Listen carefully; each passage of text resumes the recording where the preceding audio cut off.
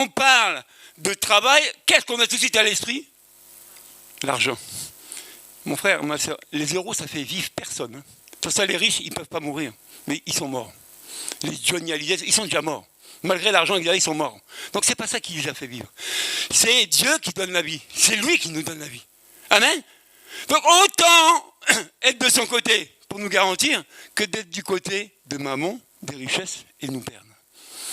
On a tous besoin de manger.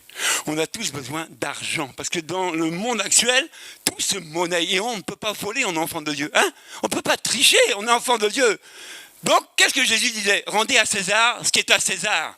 Et à Dieu ce qui est à Dieu. Où est la part de Dieu, mon frère, dans ta vie maintenant? Et où est la part de César? Qu'est-ce que tu fais? Tu cours après César? C'est César qui est important? Ou c'est Dieu? Donc, qu'est-ce qui est important? C'est celui qui te donne l'argent ou celui qui te donne la vie? Moi, je vous pose la question, c'est quoi le plus important? On pense qu'à oui, église tel jour, oh, fatigue l'église. Non, elle ne te fatigue pas. Elle te forme, elle te transforme. Parce qu'un jour, toi aussi, Dieu t'utilisera, tu verras que la formation était utile. C'est pour ça que souvent les gens témoignent de leur expérience pour encourager les gens. Parce que souvent, on a x, y raisons. Je ne dis pas qu'elles ne sont pas valables. Hein. Mais essaye de les amener devant Dieu et puis dire, Dieu, tu vois, j'ai pas pu. Je ne sais pas comment il va te répondre. Ah oui, parce que tu sais, parce que. On a tous cette liberté de faire ou de ne pas faire. C'est à Dieu qu'on rendra des comptes. Amen. Mais je vous dis que l'église, c'est un lieu de bénédiction. Moi, je parlais avec mon frère Alain, je dis, moi, dans mon boulot, pour devenir patron, je n'ai pas fait école de commerce. Non. Je n'ai pas fait des cours du soir. Que j'avais, à travers la psychiatrie, j'avais perdu la notion d'écrire. Je ne savais plus écrire, je ne savais plus lire. Toutes mes facultés étaient parties. Quand je vous dis partie, c'est parti. J'étais comme un légume. Mais c'est à travers l'église que j'ai récupéré tout ça. Vous comprenez ça? C'est pas en me donnant des bouquins à méditer, c'est dans la prière que Dieu a renouvelé tout. Est-ce que vous comprenez ce que je vous dis? C'est Dieu qui renouvelle, qui donne tout de nouveau et propre, carré. Et tu tiens tête à ceux qui ont fait école de commerce. Et me dit, ah, vous êtes passé par où vos études? Dis-moi, à l'église. Quoi? Oui, et c'est quoi votre professeur? Le Saint-Esprit. Le gars, il pète un câble. Il dit, non, celui-là, laissons-le, il est fou. Oui, fou de Jésus. Je suis fou de lui. Amen. Parce que je sais qui il est. Je connais sa capacité, je connais son pouvoir. Je l'ai expérimenté, mon frère, ma soeur. Moi, je t'encourage à l'expérimenter. Ne boude plus l'église, ne boude plus, laisse ça tomber. Viens là où il y a la vie. Viens là où il y a la bénédiction. Et je ne dis pas seulement pour ce lieu ici. Tu peux aller ailleurs. Tant que c'est un lieu pour Jésus, vas-y. Je ne fais pas de publicité pour ici. Non. Mais il y a trop de chrétiens qui sont isolés chez eux. Trop de gens qui ont accepté Jésus en train de se nourrir Internet. Non. Dieu ne s'apprend pas, on l'a prêché ici. Il se révèle aux gens. Ce n'est pas Internet qui va te faire comprendre qui est Jésus. Ça, c'est ton intelligence. Mais le face-à-face Jésus, c'est cette rencontre personnelle, comme notre frère, qui change tout. C'est ça dont on a besoin. Parce que qu'est-ce qu'on va témoigner aux gens de l'Église? Partez un peu à droite à gauche, parlez de l'Église, vous allez voir ce que les gens vont vous dire. Ah, la secte là-bas? Mais ça sort de où? Pourquoi on nous traite de secte? Moi, je réponds aux gens, bon, si c'est une secte, madame, c'est simple. Donc Jésus est un sorcier. On dit, ah non, ben, il faut savoir de quoi on parle. Parce que là-bas, on parle de Jésus. Hein. Donc si c'est une secte, c'est qu'il est sorcier.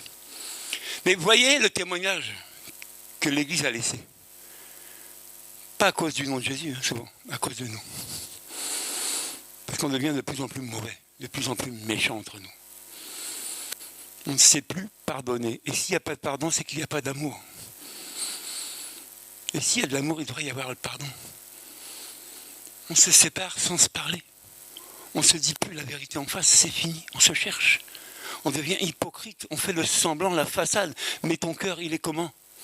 Est-ce qu'il est sincère devant Dieu? Moi, je dis toujours aux gens, si tu ne m'aimes pas, viens me voir, dis je ne t'aime pas. Je dis au moins tu es vrai. Pour toi et devant Dieu, tu es vrai. Mais je vais prier pour que tu m'aimes quand même. Vous comprenez ce que je dis? Tu prends l'Ancien Testament, tu prends le Nouveau, il y a le même verset qui revient. Que chacun dise la vérité à son prochain. Ça, c'est une guérison incroyable. La vérité, ça guérit. Le mensonge, ça détruit. Le mensonge, ça divise et ça sépare. C'est pour ça que l'Église, de plus en plus est divisée à cause du mensonge. Et qui ment dès le commencement? Le diable. Il a commencé à faire le mensonge, à pratiquer le mensonge avec Adam et Ève. Et nous, au lieu de corriger le tir, parce qu'on a accepté la vérité qui est Jésus, on glisse encore dans les compromis et dans le mensonge. Comprenez l'importance que je vous dis ce matin pour l'Église. Il faut se ressaisir, parce qu'on peut dire qu'il y a des catastrophes, on peut dire qu'il y a les virus, on va tout citer, hein. Mais Jésus, on en fait quoi? On chante des chants, on les proclame, on ne veut même pas les vivre, même pas rentrer dedans. Donc on fait de la façade, on fait de la représentation. C'est qu'on veut vendre quelque chose. Amen. Bon, mon frère, on sait combien tu veux combien tu me payes pour que je parle bien. Combien tu me donnes pour que je dise les bonnes choses, les prophéties. Au nom de Jésus! Moi, on s'en fout. Vous comprenez ça? Comment on séduit les gens? Dieu m'a dit que... Bon. À bon entendeur. Salut. On va prier, on va se lever. Amen. On rendra tous des comptes devant Dieu, vous savez. Qu'on ait bien fait ou mal fait, on va rendre des comptes. Mais si tu veux rien faire, je ne te forcerai pas. Mais par contre, je prierai quand même pour toi. Je ne veux pas que tu te perdes. Si tu as du mal à me dire la vérité, je prierai pour toi, pour que tu me dises ce qu'il y a sur ton cœur. Vous voyez, souvent, quand on est fâché avec quelqu'un, si on s'assoit, on se parle, on trouve une solution. Aujourd'hui, on ne veut plus le faire. On a perdu la confiance, on a tout perdu. Et c'est plus l'église de Jésus. C'est devenu un club de rencontres chrétiens. On vient faire notre BA. Et puis quand on a fait notre BA, on rentre chez nous et on ne change pas un iota. Mon frère, ma soeur, il faut que l'église change parce que Jésus revient l'enlever. Lisez la Bible, analysez les éléments qui se passent aujourd'hui. Il faut se ressaisir. Amen. Ressaisis-toi, mon frère, ma soeur, et commence à prier ce matin. Pour ce que tu es pour Dieu en qualité de membre, que l'utilité que tu es pour l'Église. Ben, au moins, fais quelque chose avec. Ne laisse pas assis pour rester assis. Qu'est-ce qui tue l'Église? C'est la oisiveté aujourd'hui. On relève, non, on a tous quelque chose à faire et à manifester. C'est ça l'Église, c'est nous tous. Et Dieu a besoin de nous tous. Alors, commencez à prier. On va inviter le groupe de louanges. On va rechanter ce chant, il dit que quand il descend, l'atmosphère change. Amen. On a besoin d'être renouvelé. Vous savez, on peut avoir vécu un désert. On parle souvent de désert dans la Bible et dans la vie spirituelle des enfants de Dieu. Ça arrive. Et des fois, le désert est très long. Tu n'entends plus Dieu. Tu ne comprends plus Dieu. Tu cherches des idées. Tu regardes tout le monde. Tu trouves des problèmes à tout le monde. Mais il n'y a pas de problème, mon frère, ma soeur. Il y a un temps où Dieu t'examine. Il y a un temps où Dieu veut se servir de toi et il va te rétablir. Le désert, ça fait du bien. Donc ce matin, tu vas prier. Tu n'es pas vide. Tout à l'heure, il y avait une parole sur un couple. Et si le couple est d'accord, on va prier pour vous. J'appellerai Catherine et Claudie. Je voudrais prier pour vous parce que peut-être vous avez oublié les paroles qu'on t'a dites sur vous au début que vous êtes arrivés ici. N'oubliez pas ce que Dieu a dit sur vous, sur votre couple. Rappelez-vous ce que Dieu avait dit ce jour-là. Donc après le chant, pendant le chant, avancez, on va prier pour vous. C'est tellement important. Ne perdez pas la grâce que Dieu vous a donnée. Il a besoin de vous. Des gens ont besoin de vous entendre. Prions. Allez, le chant, on va prier en même temps que le chant. Non? Quand il descend, oui, tout s'arrête. Il y a transfert entre ciel et terre. Quand il descend, l'atmosphère change. Il y a transfert entre ciel et terre.